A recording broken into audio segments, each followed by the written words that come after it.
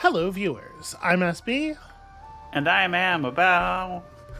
and welcome back to Amabel Goes to Forex School, which is the name of a series that I absolutely remember, where something interesting has happened. We were very focused in on this part of the world for the last few turns, and in that time, Sadrej has fallen. The red player has lost control of this city. Now, they have military units in the area. They're looking pretty beat up, though. I'm assuming these are people fleeing a battle that they lost, rather than reinforcements coming in to save the day. Out of curiosity, let's go check Pink's. Oh, well, I guess we don't know. I was gonna say, I wonder if this would be a good time for Green to declare like opportunistic war on Pink, right? While Pink is distracted. But right, we never met Green, so we don't get to know the status of their diplomacy. We might want to fix that at this point. That might be worthwhile. But we know which one green is. Yeah. At this point in the game, not being able to talk to or deal with Green directly is maybe slightly hindering. I don't know. In any case, we'll keep an eye on this, but, Pink reads to me as a more powerful empire, just given the size, right? And I would not be surprised to see them just consume red. And so the thing that I think we need to take away from this probably is that Pink is our main victory competitor. We're going to have to keep an eye on what they're doing victory condition-wise. But I'm feeling pretty good about the direction we're going in here and how much we are powering up. We have 5 good functional cities now to their 3, 4, 5, 6, and then whatever the deal is with Sadrej. I mean, they just put down Idalia, or Idalia. And their cities are mostly quite small. You can see just like a couple of districts. Yeah, a couple of districts. They don't have anything bigger than 2. So while we're not as spread out, we are much more developed. Manur is, like, by a large margin, the most impressive city on the planet. We've had a good open. Getting a hold of some fortresses early can be very, very helpful in giving you sort of a slingshot, and nobody does it quite like the Morgar do it. Okay, we have lots of stuff going on. Before we can end the turn, we certainly need to be thinking about our next technology here. So we could pick up Public Works. This is a way to just get a really strong flow of influence in, particularly from cities with multiple districts, and our cities are very well grown. There's also the Plow Factory. Every tile that your city... Every tile that your city works produces 3 extra food. That's an awful lot. There's the higher level... luxury and strategic resource extractors, which we don't really need so badly because it turns out our regions just don't have any of these resources. If we didn't have our fortresses, we'd actually be in really bad shape. I am inclined... Highway outposts improves the number of the one of the buildings that this gives access to, improves the function of your trade routes, which is like maybe a little bit interesting. With all of our coastal cities, we can run a lot of internal trade. I kind of think let's start with more population. And I'm going to make an effort to play a little faster this game this episode, because this game is going to take 4 fucking ever if we're doing like 6 turns per video, which is what happened last episode. So we're going to go try to meet those fortresses, like I said. Our hero is going to explore this island real quick. I didn't actually talk to those people. I should. We will. So I have a question about, while you're doing things about like starting positions, because so we started on the coast, and that was pretty good. But do you ever like? If the Morgar started like deeply inland, they'd be screwed. It would not be awesome. That's certainly true. I would like to put this down right here. And I'm wondering if the starting positions of the game take that kind of thing into account. They do. The game, I don't know exactly the math behind it, but the game does have like preferred starting conditions for the different factions. It tries to start the Morgar coastal or near a bunch of rivers at least. It tries to start the Wild Walkers near trees. It does take that kind of stuff into account, and that's very, very common for the genre. Okay. I don't think we have any super pressing business this turn. Again, we're probably going to spend some dust rushing buildings in our 2 new cities, but we're not going to do that until after we have hired some more governors. Until every one of these cities has a governor. And I will say, we're getting away with a lot this game in terms of, like, not being pressured.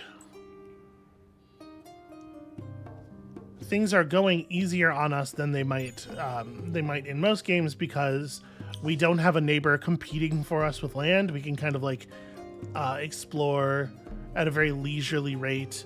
We didn't need to put together an army in a hurry. So we got to do like our infrastructure type buildings first. It's not always like this, I'm actually going to have this lone mastermind try to run around and grab some of the inland pearls. So there's a lot of pearls sitting around that we could use a hand on here. All right, the Harmonite are getting constructed. We're just going to build a few and see if that's enough. Okay. I still have no idea when those Broken Lord troops are going to show up. We'll try to be ready for them when they do. Talking to this fortress here, whatever species the Fomorians are, it is clear that their emotions and psychology are sentient. The inhabitants of this fortress indicate that several of their kind, despairing of the endless years of isolation and work, appear to have gone insane.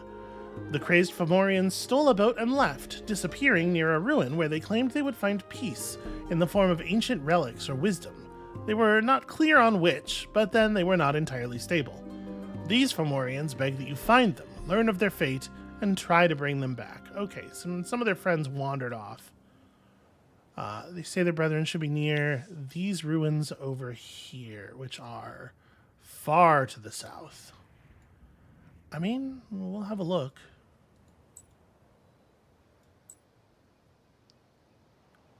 Yeah, it's interesting how, like, untouched this ocean looks, considering that there are players on both sides of it. Very, very strange stuff in actuality. Don't know why it would be like that. All right, what are we looking at for hero hiring price? Okay, we can hire somebody now. So, Jassa Murdap has Food Boost 1 and Dust Efficiency 3, in addition to roving clans, that is the sort of like trading and dust obsessed faction. So a lot of their stuff is, dust increases. In particular, these guys are good on cities that have a lot of anomalies nearby. Bonus trade routes. Bonus trade routes.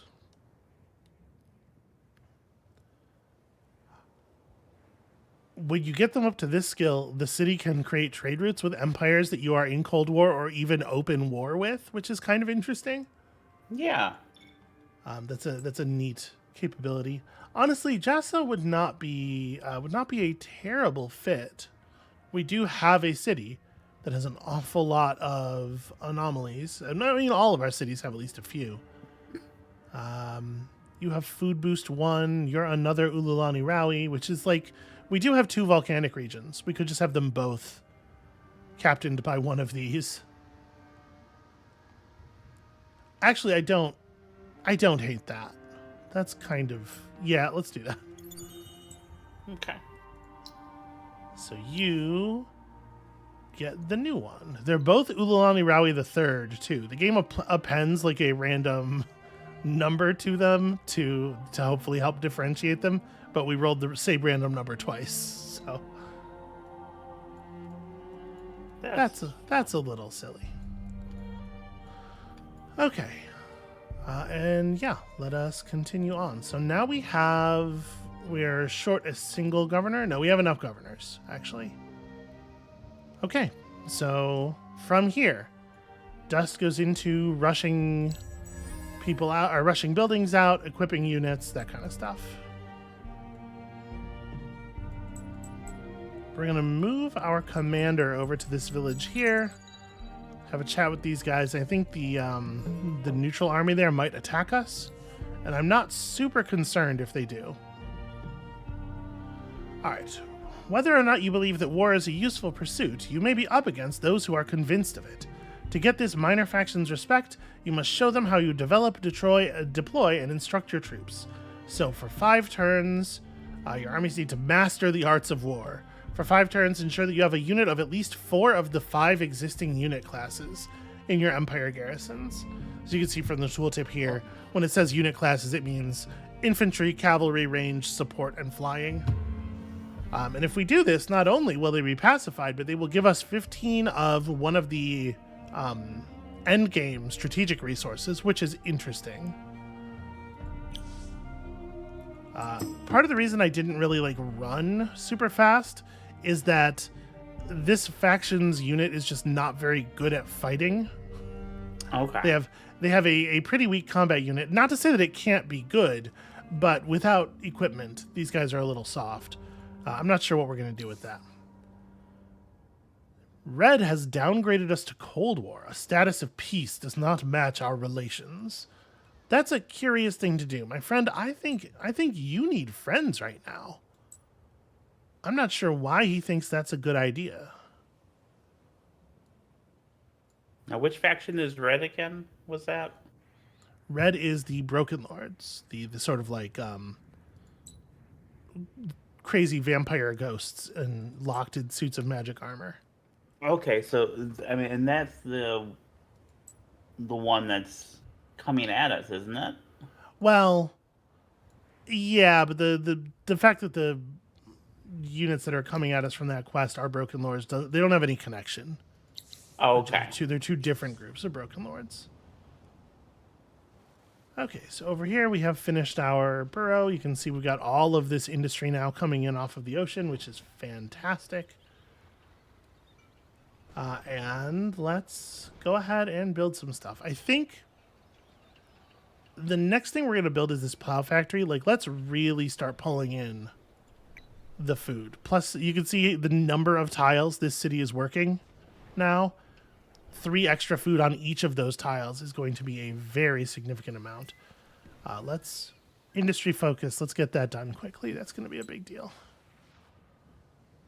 You are going to come over here and talk to this fortress. Are they going to give us a quest that's maybe a little bit more lazily accomplishable? Wow. Okay, no. Ships, buildings, and weapons need to be built to keep your empire strong. While this requires skilled labor and money, it also requires certain resources.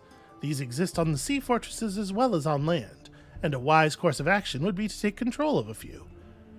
Iron is a perfectly useful metal, but much better ones wait for you out there on the seas.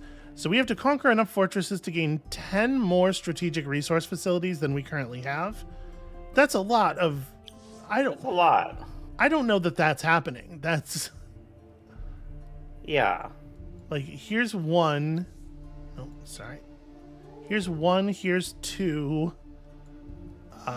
3, 4, 5, 6. Notice this is no longer blue. This has fallen to neutrals again. It might be technically doable, but it seems like it would require us to conquer every fortress on the map.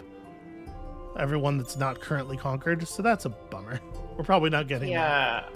Yeah, I feel like the quests that are do plus X number of things instead of have done X number of things aren't it's almost like you're being penalized for having done well early on.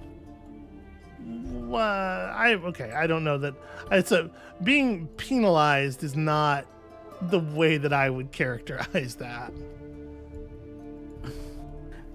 Okay, I mean that's fair. There's a difference between not being rewarded and being penalized. We are not being rewarded for having done well early on, which is fine because the reward for having done well early on is having done well early on. Yeah. Okay. Our cities are all busy right now. So this would probably be a good time to do one of those researches that does not require us to build anything to take optimal advantage of it. So there's a couple of different things we could pursue. I do think I want to come back here and grab another minor faction assimilation slot. We have a lot of minor factions now, sort of like under our empire, and getting some more of them in on the proper operation of things is probably a good idea. Okay. But another thing I want to talk about here is this idea of stockpiles. So, if we pick up unskilled labor, we don't have the ability to make stockpiles at all right now, I don't think. We can acquire them in other ways, but I don't think we can make them, right? Let me double check here. No, there's no option. Okay, so the idea of a stockpile is it's basically like it's a resource that you can expend. You can see here, you can fire a food stockpile to have the city that you fired it in just gain 100 food immediately. It's just like a bundle of resources.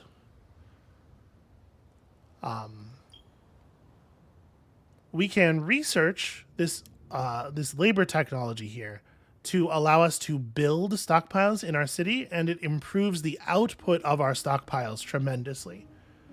So we'll be able to spend 1,200 industry in any one city to create a food industry or science stockpile that can then be fired later, like in another city.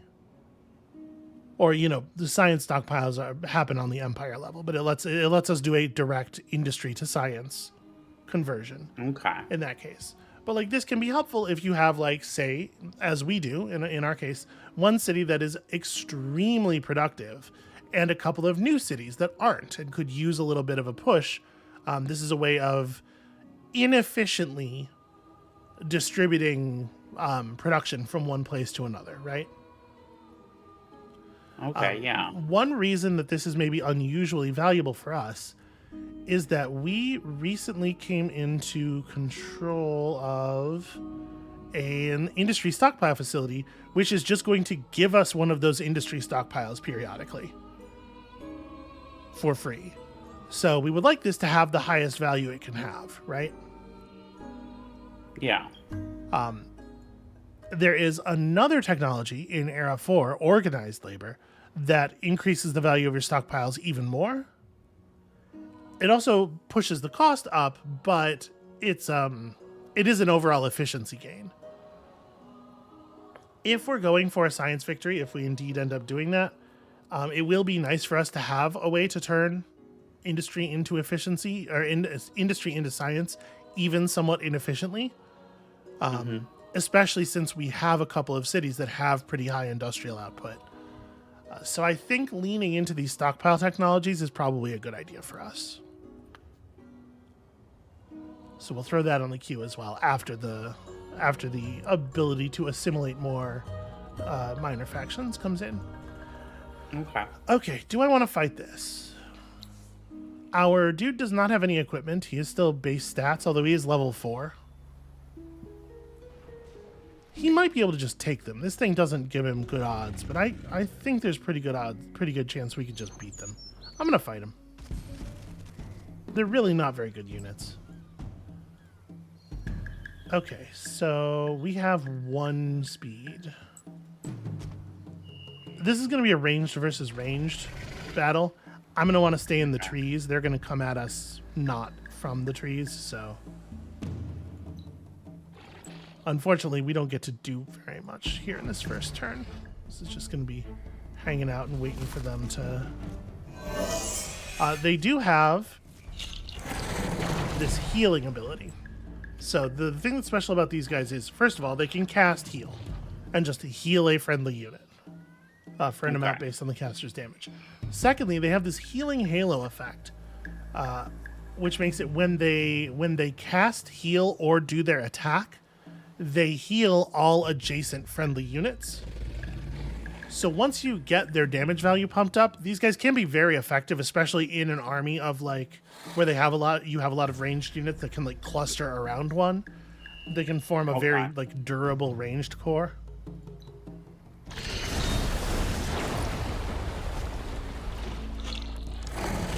And you can see they're going to be pulsing healing at each other, which is a little annoying. I think the math is in our favor with the trees and everything, but we're not rolling very well. I would love to see some 0 damage hits from them. That would make my life a lot easier. How bad is the attack table? Oh, okay. There's only a 25% chance for them to hit us for 0. I thought we were going to have... Because our defense in these trees is like 100 something. There we go. We got a couple of lucky 0s. Yeah, I figured we would kill one of them a little bit faster. Yeah, this is not looking super great. This is a loss. In the last round, it is a loss. That's fine.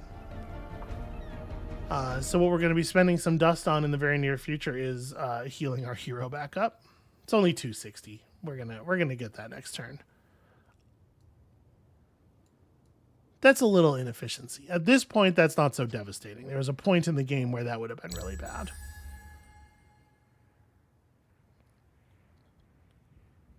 Okay, and this is our second Harmonite. So I went ahead and I put that building in the queue for this city so that I wouldn't accidentally spend the resources that it depends on, because they get committed as soon as you get in the queue. We're just gonna take first level up here. This doesn't really do anything for us, but we're leveling up toward a skill that gives us more seniority bonus when we perform a spying action. So obviously it's a pretty good thing. I'm sorry, I'm being sieged. Those units from Ellis from Errol walked north. They did a very different thing than I thought they were going to. That's fine. We're gonna migrate our Urkin to right here. Yes. And we're just gonna deal with them next turn. Right, migration costs an action point, so we can't also attack with the Urkin this turn. But the Urkin is now close enough that it will serve as reinforcements if they actually attack the city. And yeah, Impassioned Preacher is great. 1 extra point of resources out of every person working in Manure is a lot of extra resources. Yeah, these guys have made an error. And I bet it's irking them right now. That error. Not yet, but it will be.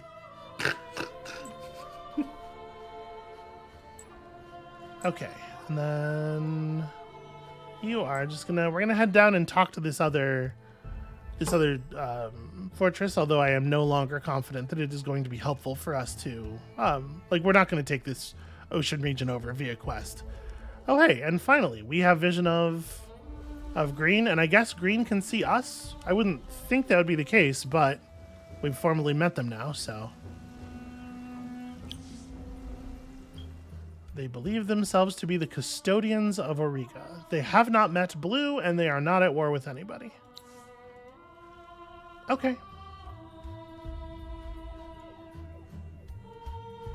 Yeah, that's fine. So, violence next turn. We do have the resources now to hire or to heal back our hero. And we should probably actually give this hero some gear at some point. So I was gonna say, why can't I give him a shield? But I see why, because he can only hold 2-handed weapons. So our hero has a couple of different choices of spell. We've been keeping him on slowdown for the moment, the effect that goes along with his attack. But these different weapons give you some different options. Exhaustion reduces enemy defense when he hits them. Unsteady reduces enemy attack. I think we're gonna take some defense reduction. This I feel like doesn't really get good until you have other units in the army to follow it up and hit their lowered defenses. But we're getting to the place where I think this is the more desirable effect. And we don't have a ton of extra resources to work with right now, but swapping his weapon to tier 3 is at least worthwhile. Next turn, we'll have the dust to really outfit him in proper gear, and I think we'll want to include him in this battle if we can. Okay. So am I allowed to create army on... I am allowed to create an army on the damaged, or on the currently sieged city. Interesting. Well, I may as well. No, okay, it's red. It lets you click the button, but it doesn't let you actually do it. It doesn't actually fire. Okay. Yeah, that's weird. It's weird that it lets you hit select, and then it just has no effect. So I wanted to make sure whether or not we could do that, because if we can't put him there, then in order for him to participate in the battle, we need to drop him on, like, Dells this turn and have him start walking. Okay. Out of curiosity, actually, what would it cost to throw that movement talisman on him? 127 dust. Okay, so that's not occurring right now. That's fine. We are unfortunately pretty inland here. Okay, we can make it to the water. Next turn, we will have enough dust. I will be able to put the movement talisman on him, and then we'll have him flow down, because I really do want him to get there before we start the fighting. The advanced science building isn't super valuable to put down here until we build a couple more districts, I think. Let's finish making this city powerful, and then we'll... Or finish making the city large in any case, and then we'll build more stuff to take advantage of the largeness. So we can put down here, and this gains us 4 additional river tiles of exploitation. Or over here, get two river tiles and an anomaly. I kind of want to build toward the coast, right, so that we can get a dock up. So I think maybe this makes a little more sense. And we end up building like the triangle, and then the dock sort of hanging off of it. Okay. So yeah, I think that's a reasonable thing for y'all to do, and I think that is all we need for this turn.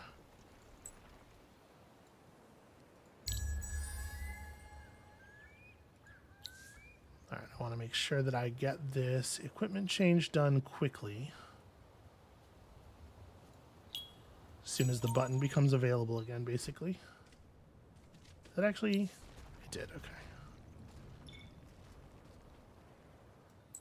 Yeah, this will get you into, I think, into reinforcement range. Hi, Purple Army. What's going on? We're just going to uproot this Urkin. So, while the city is under siege, you can see it can't benefit from any of its exploitation tiles, which is reducing its income pretty significantly. It's taking us 13 turns to build the granary in this state, which is no good. Ululani Rowie gets to level up and produce some extra science. All right. Oh no, I didn't notice. There's a big fucking cliff. Well, shoot. In that case, I think we're just going to have you continue to be settled here, and it is in fact the hero who is initiating combat next turn.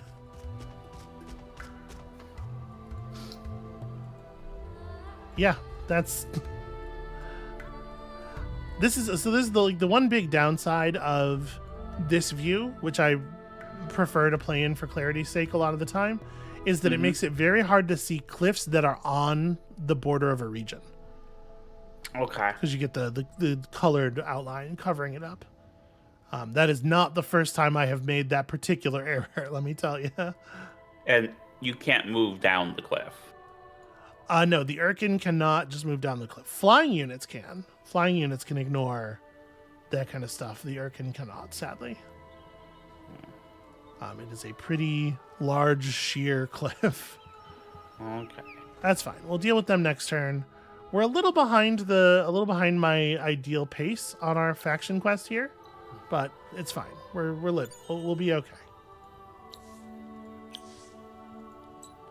All right, 80 dust is okay to find. We're just going to keep gathering pearls over here. We're already back up to like 30. So some more buildings are potentially in our future. What are you going to do? You're going to get like around up to here. Yeah, I guess that makes sense. We'll head north through Eust to the river and then take the river up to friendly territory to collect all those pearls. All right, so we're about to start work on the Alchemic Institute. It's only going to take a few turns to produce. Has anybody else started on it yet? No, so we're definitely going to get it. I can't see anybody producing it faster than we're going to. And notice, we're halfway through researching our way into Era 4, and nobody else has gotten there yet. It is not unlocked. So we're catching up. We are not caught up, but we are catching up. All right. Let's make this happen with some expedience. Murder. Murder. Okay, we have engaged the combat. The placement of your Urkin is a matter of concern. You will make us wary of you. No, I know. I'm going to pull it back, I swear.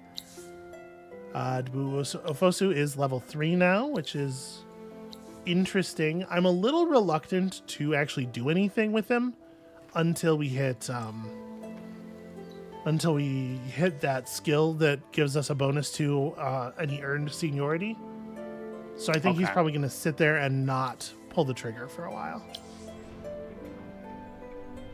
All right, we've got all that extra food income here. You can see big chunks of food stockpile every turn. And I think it's time for that advanced alchemy lab. We have enough districts for this to be compelling. Sorry, it should probably be the burrow first. And then the alchemy lab. Because this is a burrow that's going to level up 2 of our other burrows. The city's going to be very functional. I did not plan. I kept meaning to go, hey, let's figure out what our empire plan is going to look like. And I didn't. And now it's time to make it. So I guess we're just going to do that. You are going to get out of here before those neutrals catch you. All right, everybody's building stuff. Researches are continuing apace. Okay, so let's have a look at this. Obviously, 20% extra science output on cities, pretty important. I would like to maintain the cost reduction for buildings. Obviously, we're in a very infrastructure kind of mindset here right now. +2 science on each district sure would be cool, but as you have been observing here, the costs rise pretty sharply on this stuff. There's no way we can afford to pay for that, given all of the other goofy stuff we did. We can afford to pick up 1 more tier 1 bonus, just barely. So a unit cost reduction, plus vision on units, plus dust for every citizen working on dust. Vision's good. Information's good. It's a little bit of a shame that we can't reach the bonus happiness, but also I don't think we need to. So that's an empire plan, and I am intentionally resolving everything but the combat here. Okay. We will hit the combat, but we will hit it last. And we will continue to generate pearls. And you guys are gonna... Yeah, I guess come down here. Well, no, I should go to the fortress first, because talking to the fortress doesn't end our movement. We should do that and then move over here. We're going to want to start the turn as the bathysphere and try to maneuver away from these neutrals before they accidentally come into contact with us. Because remember, they will be able to see us if they move into a tile adjacent to us. Okay. And if they attack us, we will lose that fight. All right, the battle. So you can see the garrison and the Urkin are available as reinforcements. We are going to bump these guys up. The order that they appear on this menu, top to bottom, is the order that they will show up in the reinforcement slots. We definitely want the Urkin to show up as quickly as possible. Unfortunately, we don't have any control over the order that the units within a box come in. I have no idea whether we'll get the Urkin before the lice or after. It would be nice It would be nice if it was before. All right, let's do this. So let's talk about their units real quick. Not that I'm expecting this to be a difficult fight. The rider here is a cavalry unit.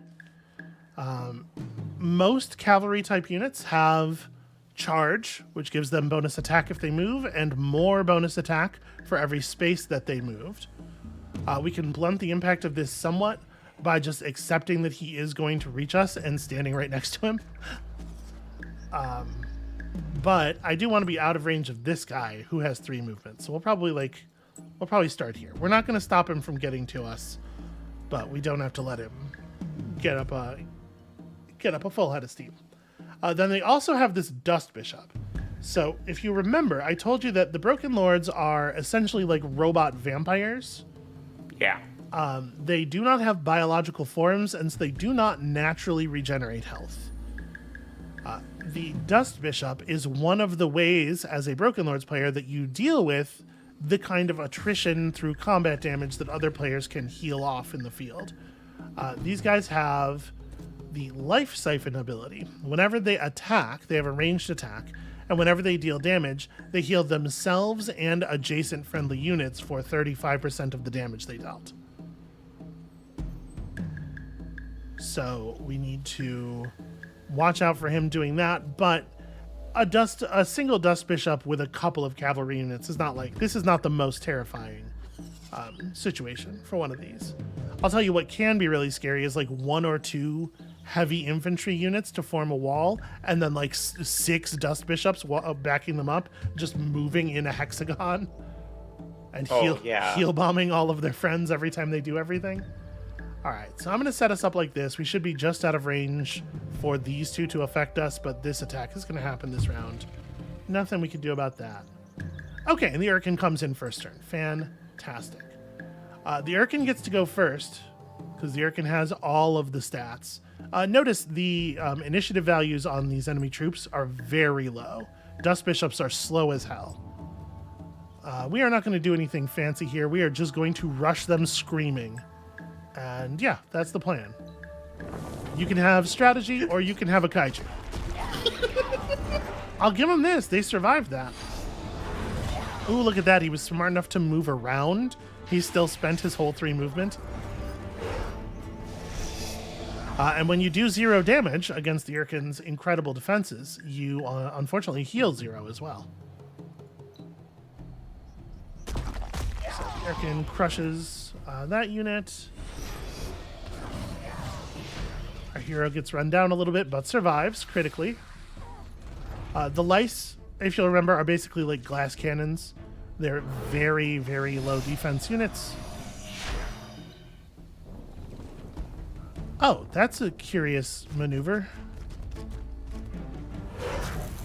I was really not expecting him to do that. So Ululani Rawi has come out of the village to help. And because it's a cavalry unit, because she's a cavalry unit, she made it all the way over here before. Yeah, that's weird. It's weird that the Urkin wanted to take the long way around. But obviously this is well over. All right, good work, everybody. And then they have to complete the round, even though there are no enemies left, so all of our remaining units will just kind of move somewhere. Okay, that was a little weird, but we did it. We got some Palladian, which is nice, because Palladian is the resource we were short on.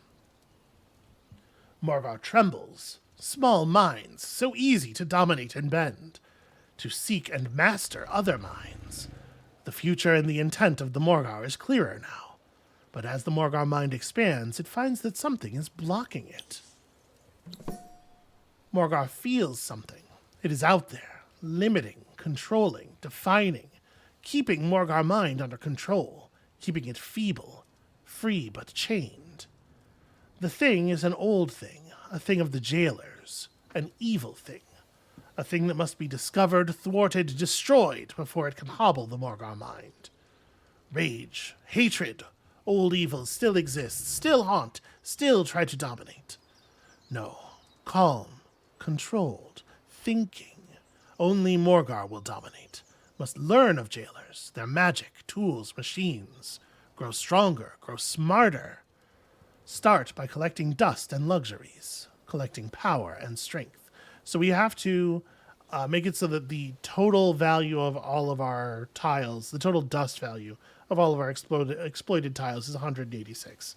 There's a couple of different ways we can work toward this. Obviously, acquiring more tiles is pretty good, but also there are some buildings that add to the value of the exploitation tile rather than adding to the city itself.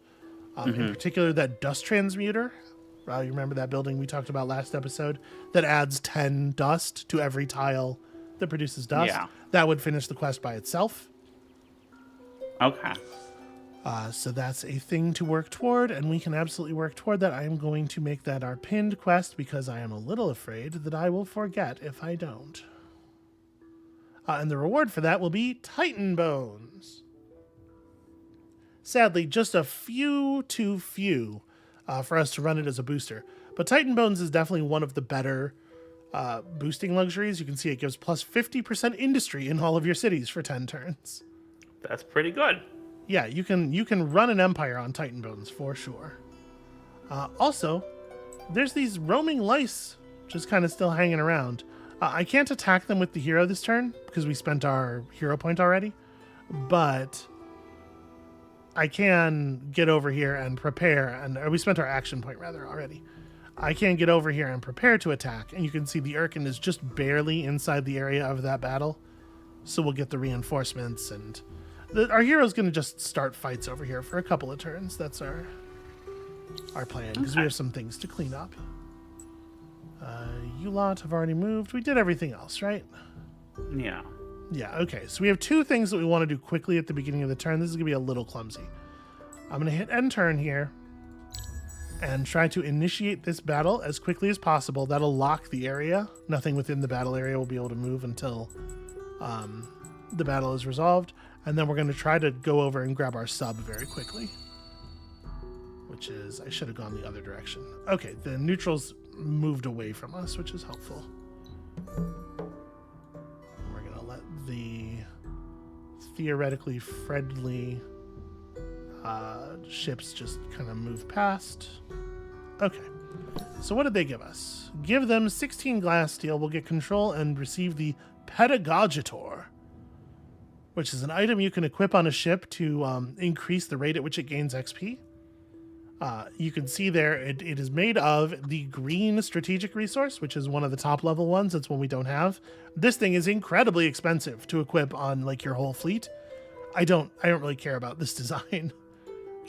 I'm gonna not bother with that because if we were to convert this fortress, it would just get unconverted immediately. We can't really defend it, so we'll just. That's an amazing name. The Pedagogitor. Yeah. All right.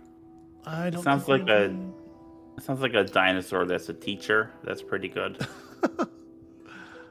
So for the moment, I'm just going to leave these Harmonite in the garrison here. We have some troops now that we can pull out when we need to pull them out, and they're providing extra XP to Andom every turn by just sitting in the garrison. You can see he's now getting +4 per turn. So that's cool. That's good enough. I'm comfortable with them. They're getting stuff done. All right. Let us resolve this situation. Once again, we definitely want the Urkin. Nope, don't not bring the Urkin. Bring the Urkin first. All right, this time we are absolutely going to just have Iraku stay as far back as possible. Yeah, the Urkin, his combat orders are weird. He tries to move to specific locations instead of attacking. I don't know what's going on with his AI, but I definitely want you to just run over there and punch those guys.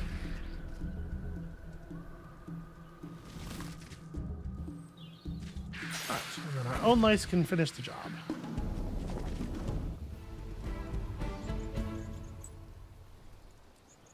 And then, next turn, we're going to want to clear up this Harmonite situation. Oh, speaking of Harmonite, we have an assimilation slot. We should probably make use of it. Yeah. What are we looking at here? So, one thing to note. All of the assimilation effects scale with the number of pacified villages of that type you have in your empire. So by pacifying the Silix faction that's in our new cities area, we will just improve the effect of the pacification effect of the Silix that we already have assimilated. Right now we're getting half a resource per turn from each of our extractors, and we're going to improve that by an entire resource per turn. So that's useful. These guys give plus defense. These guys give plus damage, which obviously is highly valuable. The unit is a like a fast-moving, high-damage cavalry unit. Very poor defenses, very easy to kill, but they really they are terrifying in terms of their damage output. The Magte give bonus fortification on our cities, which is not awesome, but I do think their unit plays the best with our current unit. And they're just like an archer. Okay. So we have this nice heavy infantry thing going. We could use the Gelderus to try to hold units in place to let the Silix maybe actually execute those hammer attacks. Or we could get the Zujajum, just keep them, behind the Silix and do a very classic heavy infantry and archers kind of thing. You can see these guys, their weapons are diseased, so they give a damage over time effect to the enemy. And one thing that would be really neat about that composition is that the disease is extremely contagious. When a unit with the disease dies, it gives the disease to all the units around it. But the Silix, because their bodies are made of stone, have natural disease immunity. So they would be like the safest troops to use with a ranged unit that is using that kind of disease. So that's fun, but their assimilation bonus is garbage. I'll tell you, I'd like to have them both, if I'm honest. Let's assimilate the Gelderus for now, because this plus 15% damage that we're going to get out of them, since we have 3 of their villages, is very significant. And you can see that without the bonus approval from the Empire plan, we are actually below fervent approval. We do need a little bit of help with our overall approval levels. We're no longer getting all of our bonuses. It's something we're working on. Leveling up city districts makes them positive on approval instead of negative, so that'll help. Also, we're probably gonna want to just pick up some approval structures, which is absolutely a thing we can do. All right, let's start another big fight. Fuck these guys. Hopefully, we'll be able to flip them with an easy quest. I would love to not have to tear down and then rebuild both of these villages. Okay, all of our boosters have run out except for the wine, and none of them can be refired. We don't have enough of any of them. So all the way down to 62%. The good news is, 62% and 82% aren't actually different values in terms of the amount of resources they put out. We're still in that happy bucket, but happy is not where we want to be. We want to be ecstatic. We want to be overjoyed. So we're going to have to figure out a way to fix that. You guys are grabbing pearls, and you're doing a really excellent job of it. Okay, here in Dells, I think we're going to continue building burrows here. Let's get out to the ocean. And as soon as this is resolved, we can move Fakir back to Yust, where we'll be generating more dust again. I just needed it to be around for the several battles. Yeah. We found a quest in the ruins. It all seemed too obvious. A scout finds a ruined bathysphere, notes that it is no longer in working order, and calls upon the ship to send divers and loot it. Sadly, she was a better scout than mechanic. The bathysphere is anything but ruined. It is part of an undersea pirate cooperative, and all of a sudden your well-meaning scout and the fleet she was posted to are under attack. Oh no, pirate bathyspheres! If we defeat them all, we'll get the design for bathyspheres, which is a thing we have not bothered to research. But also that means there's a bunch of stealthy submarines out here just lurking. They can't see us and we can't see them until the moment when we become adjacent to each other, when all of a sudden, oh, hey, Euro's under siege. Now notice it's under siege by a hero who has no units under his command. And there's an army in it who will drive him off next turn. I'm assuming this is the remnants of a failed attack force. Okay. But yeah, this war is still going strong.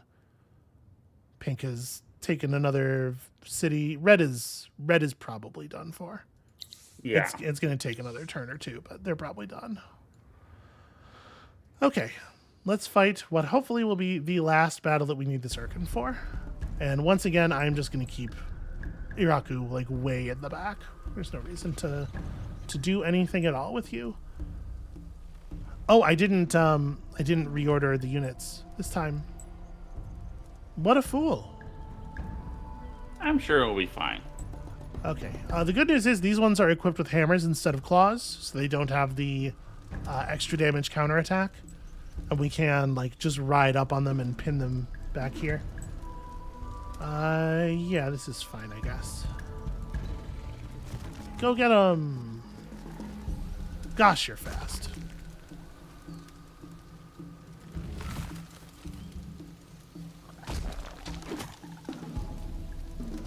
Okay, here we go. Here's the Urkin. Can you reach? No. So you're just gonna attack to here. There we go. Okay, everything else is fine. Look at him go. Remarkably, he handled it.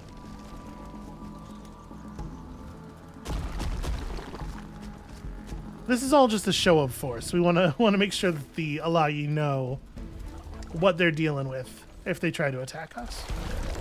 Just use our kaiju to crush a bunch of smaller factions right in front of their big army. All right, easy quest. Return to this village with an army that contains a minimum of 3 minor faction units. Okay. You know what? I will. You know what? Can we... I've changed my mind. I do, in fact, want the improved movement thing. So now, future Harmonites will build with that. We can update our existing units to that design for a cost that is based on the cost difference between their current equipment and the stuff we're trying to change them to. So, yeah, for right now, just move here, and then at the beginning of next turn, you can only do this this retrofitting action within your own borders, but we'll have enough dust to do it next turn. And I think it should be okay to... right. Showing up to a battle as reinforcements also costs your action point. So we'll have to resettle next turn. And I think I am just going to... So you have 1 turn before you can be resettled. Before we can be re-equipped. We're gonna equip him onto this army because these guys should be generating XP for somebody, Yeah. Okay, continuing to build stuff. We've almost got that finished. This is going to take all of our dust, so we still are not in a position to be buying buildings for any of our cities, which is a little bit of a shame for the cities.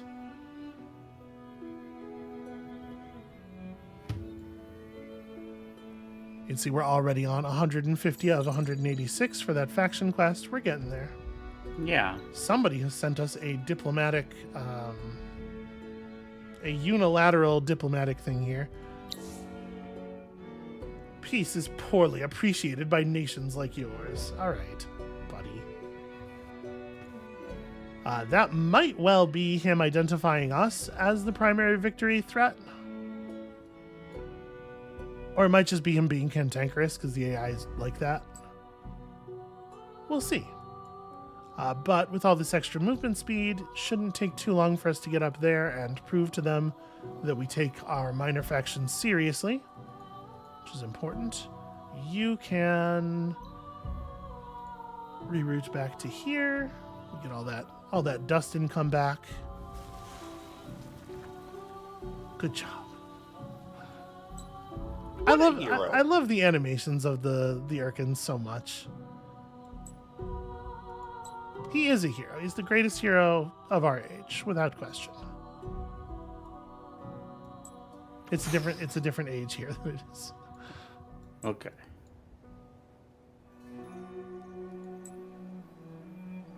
Interesting. Very badly damaged boarding vessels. Okay, they would like 16 Palladian, which we can give them. They will be your loyal servants, and they would give us the Arm of Gios. The terrific noise and presence of this siege engine instills courage in friendly troops. I believe the galvanization capacity gives bonus morale to units that are adjacent to the unit that has the galvanization thing. And honestly, that's not a bad cannon, and it's not made out of terribly expensive materials. I think I'm going to go ahead and give them the Palladian. We have a lot of resource income, so we'll be fine without it. Not that I don't necessarily think we're going to be able to like hold this, but I did want the quest reward. So these guys they're very, very low on health, and they're only level 2. We can probably take them. So I'm going to move into position. Oh, not if they get reinforcements. This could be a cat's paw situation. We could just take control of this and maybe just try to like hunt down, try to take this ocean by force using mind control. Are you laughing because you thought about cats when I said cat's paw? Yeah. Yeah. You're adorable. We're gonna reach back into the past a little bit here and grab Central Market, which is a building that gives 25 approval to a city, and bonus food and dust if the city is feeling positive, because I think we could really use it. Turns out, once all of our other bonuses ran out.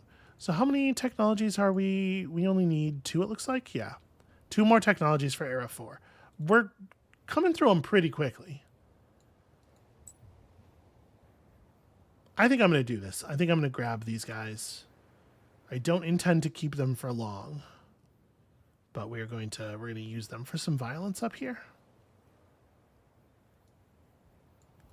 Okay. Let's see how this area plays out. And keep in mind there are submarines in Hunter, and we don't know where they are, and part of the reason I took this group over is for the purpose of getting them killed. Go fast. Okay. That's true. I did not go to war against an empire for your stupid quest. I did get an alchemic institute built. And on the Seer has leveled up because his city built an alchemic institute. So if we look up the tree here a little bit, we can get a massive percentage bonus to science output, then a massive bonus percentage output to influence, and then again to dust. The cultists are very powerful governors, but there's no like just flat resource bonuses in the tree. Like, right, it's bonuses from citizens and then percentage increases. So they're really good if you put them in a city that's already really good. So something I've noticed with as we've gotten more heroes is you're definitely leveling up the faction wedge. Yeah. More than the other 2. Well, very is the faction wedge just better. Well, very very broadly, the class wedge refers mostly to combat capabilities. The faction wedge refers mostly to governing abilities. But then you have a couple of special cases like the Morgar, where all of their ocean combat stuff is in the faction wedge, and they have the normal combat bonuses in the class wedge and stuff like that. Generally speaking, it's going to be governors in here, fighters in here, And then the stuff in the middle wedge is, it's weird. So like, the bottom one here, Indiana Bones, which is not a good name for the skill that this is, but is charming nonetheless. Just slightly lowers the chances to get nothing from a ruin search, slightly increases the chances to get something. It's just not a very good skill. Above that, you have a bonus to recovering the hero from being damaged out, which is, you hope that this is not going to be useful, right? No idle hands actually is pretty significant if you can get it early. But usually if you have your hero leading an army, what you want to do is start up the blue side and then reach into the green and get no idle hands. That's not something that you can always do. It depends on the construction of the class tree. You can see on infantry heroes, it's pretty easy to do. You grab a point of this and a point of that, and then you can come across the line and grab this. Okay. Because leveling up your units is definitely a powerful stat gain. It's a big deal. Then in the middle tree here, you have bonus attack on units when being involved in a siege, which is not bad. It's definitely sort of a specific situation thing. Lord of the Trance, which gives extra infiltration points, and quite a lot, actually, of extra infiltration points to the hero. Anyone who has this is a good spy. But you have to be obviously building the hero to be a spy for this to be valuable at all. This is a reasonably good governing skill, just like a very large chunk of flat fortification for the city. For scaling, cities normally have 100 fortification to start with. So an extra 50 to 200 is a big deal. Above that, you have just a generally very, very good governing capacity. Just percentage bonuses to all of the resources to come out. And in the top middle, no negative effects from winter, which is a skill that's good on basically every hero. Yeah.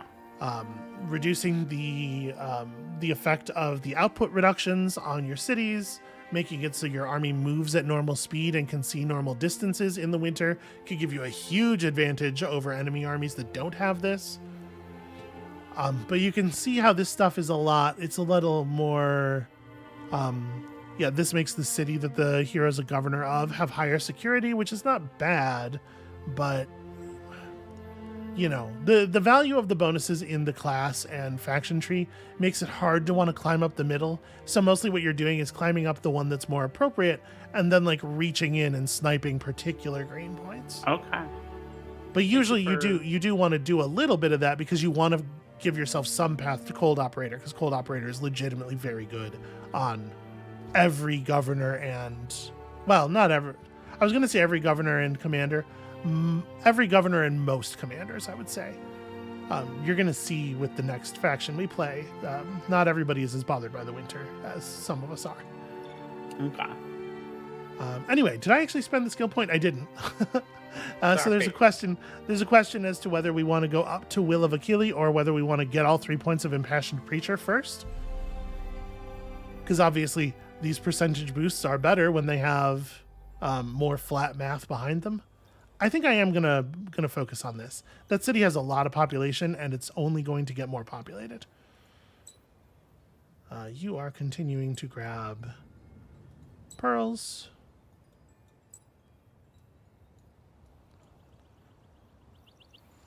Okay, so you can see here we built our fancy new building there, which has leveled up our industrial megapole, so it is now producing 50 bonus industry. And then we're going to build one more district here, and it's going to level that up. Or, alternatively, we could build the district up here. We have the ability to build it, right? Yeah, okay. So we could build the borough here instead. That breaks the formation a little bit. Obviously, if we keep building across here, we keep getting a district level up every time we build a new district.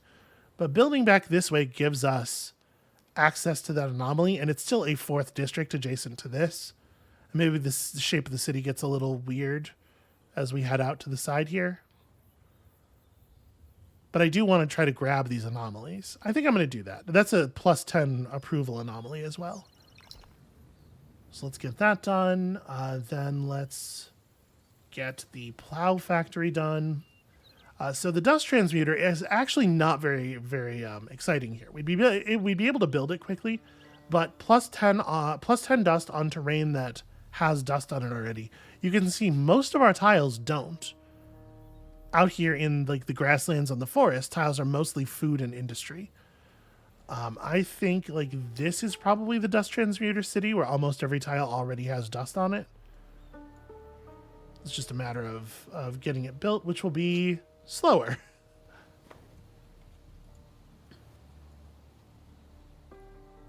But as we continue to expand outward, you know, we're working toward this, right? We're already at 155 of 186. We're going to get there.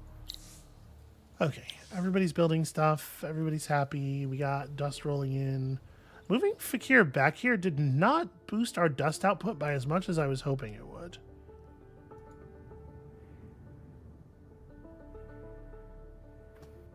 Yeah. Well, nothing for it. All right, so we need 30 resources now to run a booster, which is a shame. One of our industry stockpiles came in, and we've got that tech research, so now it is going to provide 600 industry to the city of our choosing, which may be how we get that dust transmuter down. Yeah, because that's almost... Wow, yeah. That's what we're doing. Let's go ahead and just fire that right there. So I do it from this screen. I click this, and then I select Dells. Okay. There we go. That'll finish the burrow and most of the dust transmuter in a single turn. That's pretty good. All right, let's go do this fight. So I pretty much just want to keep the bathysphere out of it. We kind of want to let our boarding vessels get damaged. So I'm just going to roll back here.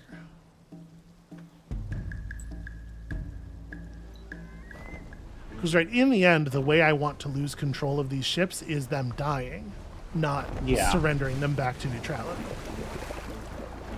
This is the use of the mind control. Yeah, it's such a neat mechanic.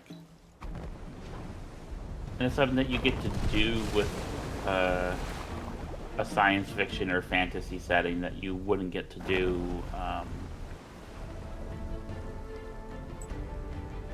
you know, in a more traditional straight historical. Yeah.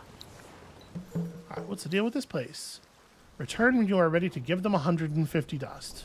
Okay. The leader of this fortress is named Laura, though as the gender is not clear, you need to choose your words carefully in conversation. Yo, it ain't that difficult, actually. Laura is willing to swear allegiance if you can show your dedication in the most pragmatic way. Dust. Laura promises that if you give him or her or it a certain quantity, he or she or they will be content to let you use this fortress as your base. You know, they're trying. It's all right. They're not still they're not still patching this game. I would maybe patch that. No, I think it's fine. All right, we legitimately might be able to get control of this ocean region. Pink is really not going to like that. Out of curiosity, if we go back to Pink and ask about... So you're worried due to your weakness. Yeah, that we did our little show of force, and they were like, oh, they could eat us.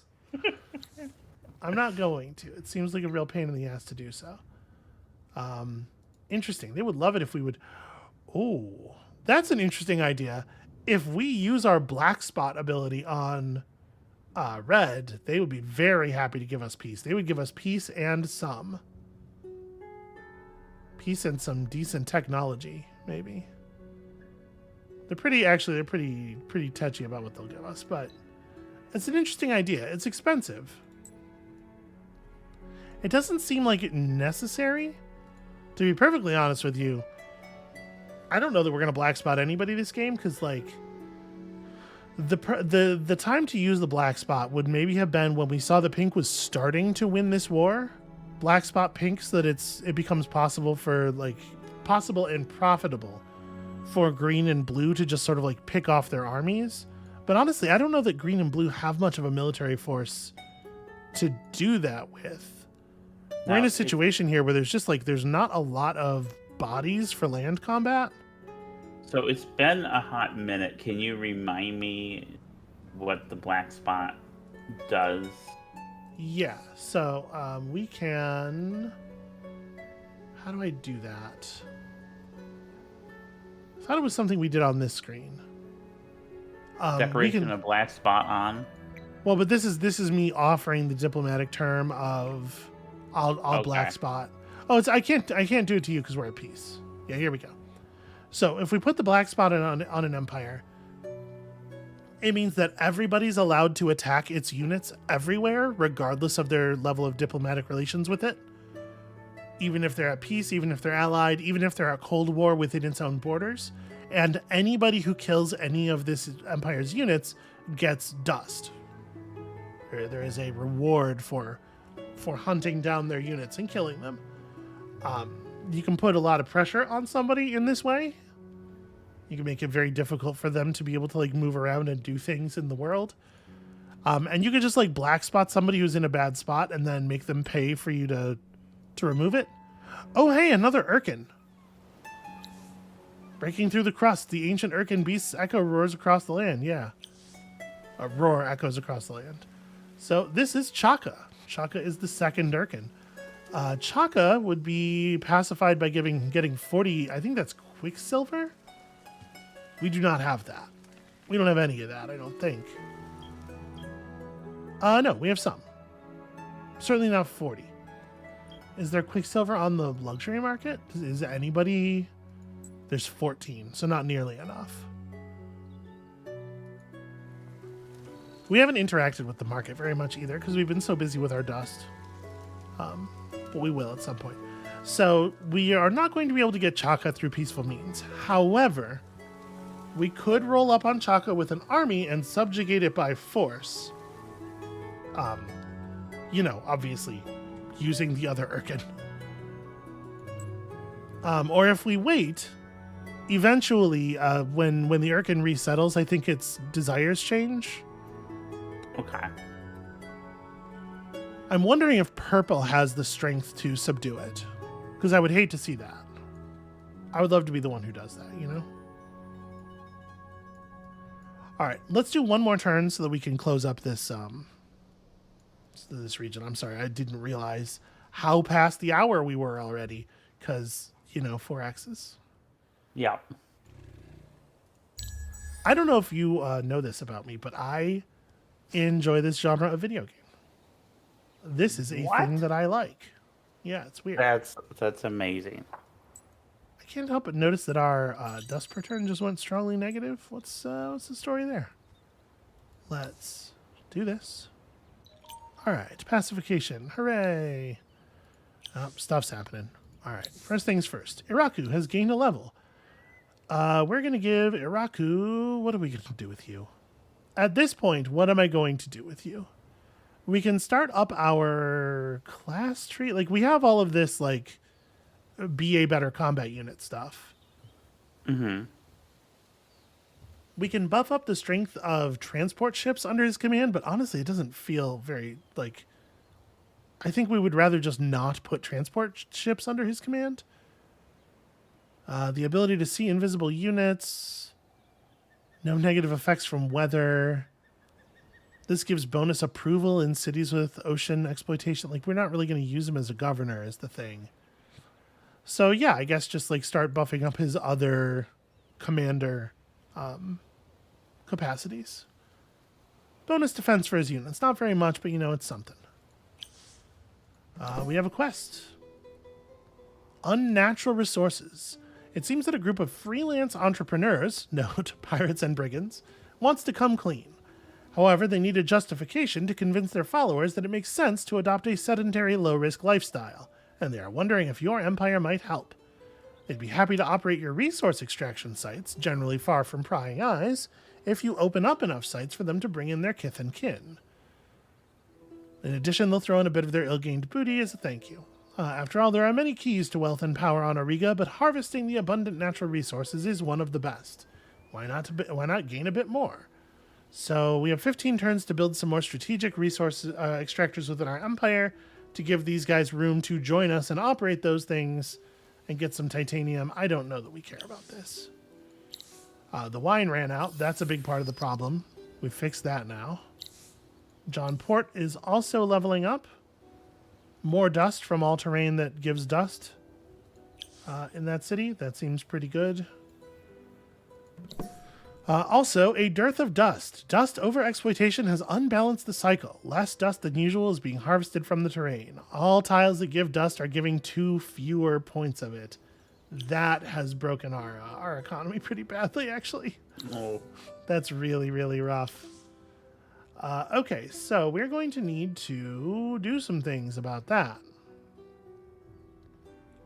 One thing that we're going to do is build these central markets everywhere as quickly as we can. Bumping up our approval level will improve our dust bonuses. And that is going to be critical. And then also the central market actually gives us more dust as long as the cities are happy as well. So those 2 factors compounding hopefully will get us where we're going. Okay, I think we got these cities and pacified them before they produced any more hostile units. So I think we're safe on that. Raelian is in a position... Raelian doesn't even have an empire mint. Okay, we have some like real basic stuff to build here yet. Let's get some of those done, and then probably the central market, and then probably like a chapel. Okay, we're going to want to help them out with some dust and stuff.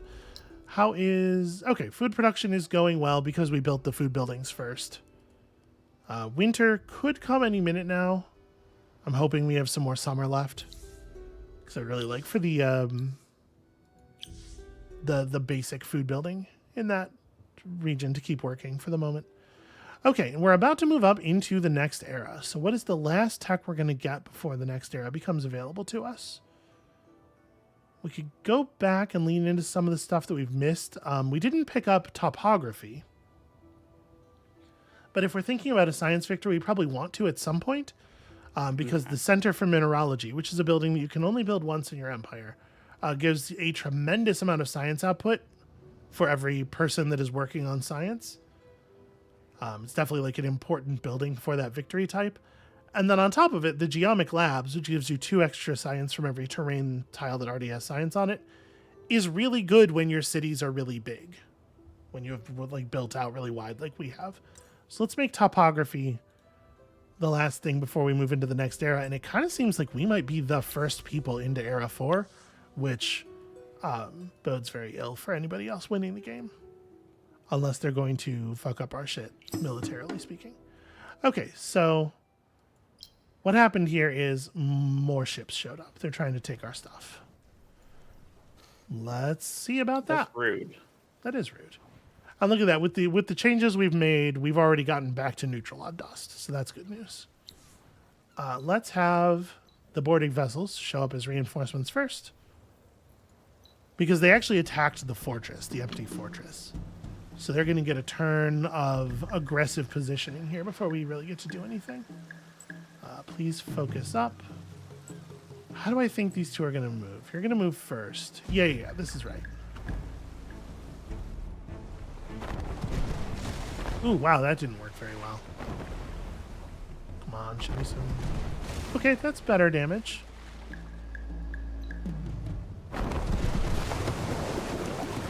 Alright, and there's not a lot to do here except hope. We got lucky there.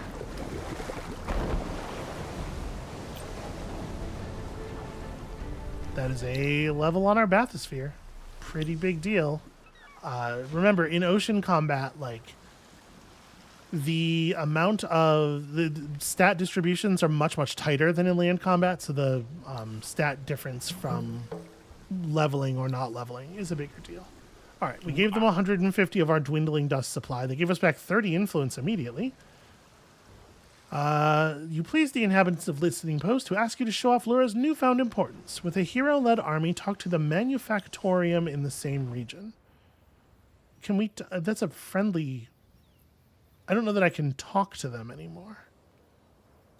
Also, we're going to have to use a hero to do that in our Our water hero is on reassignment cooldown right now, so it's a little awkward. It's an awkward request. Hey, look, it's some of those pirate bathyspheres. They're level 2, so that's good news for us, but they're also more numerous than we are, which I don't like. And these guys don't even want to talk. Oh, no. I really would love to reassign Iraku. I'm a little concerned. All right, we're just going to back off for right now. So, speaking of Iraku, he is at critical health, right? We just saw that. He is very low on HP. He is also currently standing on a volcanic tile.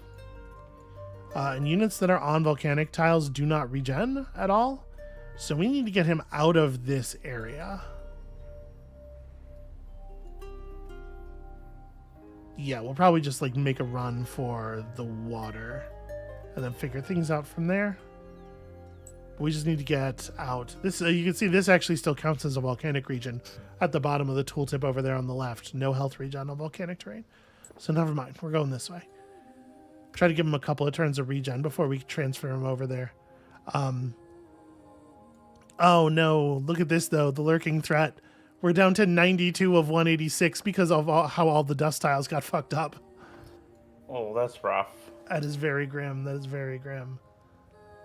All right, we're going to put some stuff in the queue over here. We're going to want a dock after that. The dock will help. We're going to need a central market. The dust transmuter is only a couple of turns away, though. And the dearth of dust won't last forever, but it's going to be a while. This is very unfortunately timed. Ugh. Well, in any case, check this out. 3 pacified Silix villages. We're doing better. We're slowly accumulating resources toward being able to run boosters again, but with our higher booster cost now, we are nowhere near replacement rate. We're going to be spending much more time unboosted than we were before. If we can get our dust income fixed, we can try to patch that with resources purchased from the market, but we'll have to see. Things are looking a little thin right now. We might be in for a rough period, especially considering that we're headed toward winter. It's all right. We'll figure it out. We'll weather it somehow. I think that's going to be it for us for today. Thank you all so much for watching, and apologies for getting a little out of hand time-wise here. When you come back next time, we're going to see if we can flip our economy over and make it run through what is likely to be a little bit of a tight period, and then come out screaming on the other side. Fingers crossed. Roaring on the other side. We don't want to be screaming. That would be bad to be screaming. So come back for that, and we'll see you then.